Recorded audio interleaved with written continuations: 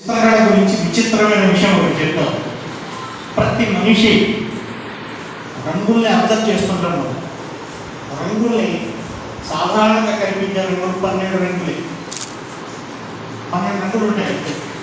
కానీ ఆ కాంబినేషన్తో 3 లక్షల రంగులను సృష్టించగలం. 3 లక్షల వ్యూస్ను తయారు చేయగలం. అది ఎలా ఒక టైం లేదు కనుక ఫార్ములా కూడా చెప్పగలం.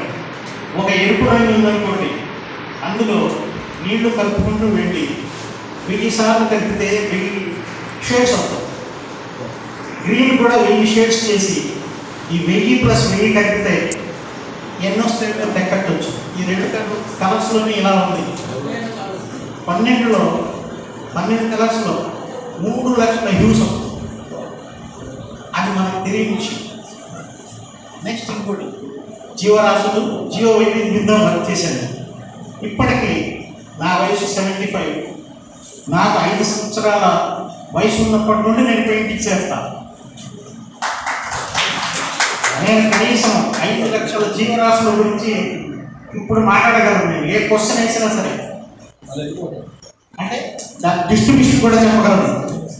సపోజ్ పూమా అనేది ఉంది. పూమా అనేది ఏమంటారు? PUMA.